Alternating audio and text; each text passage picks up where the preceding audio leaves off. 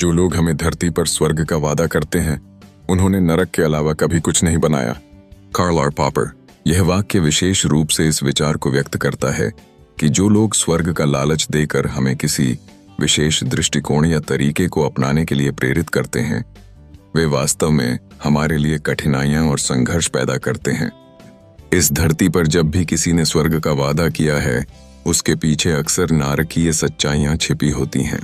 वे सपना दिखाते हैं, लेकिन हकीकत में केवल बर्बादियां और दुख लाते हैं। ऐसे लोग अक्सर अपने स्वार्थ के लिए दूसरों को बेवकूफ बनाते हैं।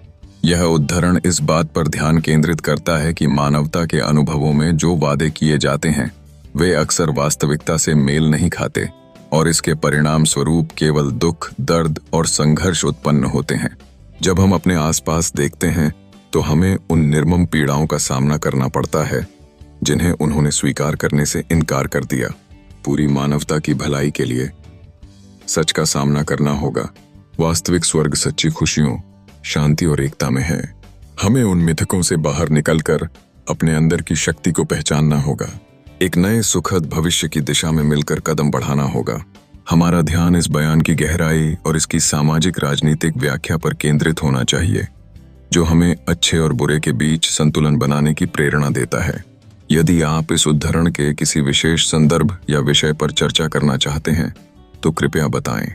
जब भी कोई सिद्धांत आपको एकमात्र संभव प्रतीत होता है, तो इसे एक संकेत के रूप में लें कि आपने न तो सिद्धांत को समझा है और न ही उस समस्या को जिसे हल करना था।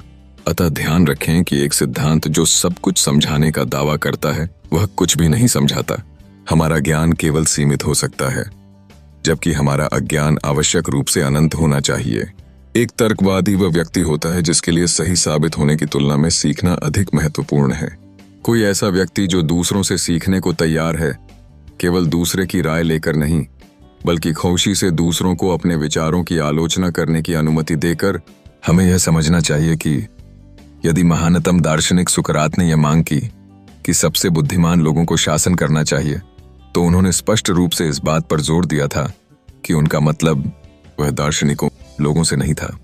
वास्तव में उन्हें सभी व्यावसायिक ज्ञान पर संदेह था, चाहे वह दार्शनिकों का ज्ञान हो या उनकी अपनी पीढ़ी के विद्वान सोफिस्टों लोगों का। जिस ज्ञान से उनका अभिप्राय था, वह ज्ञान भिन्न प्रकार का था। ये बस वह एहसास था कि मैं कितना कम जानता हूँ।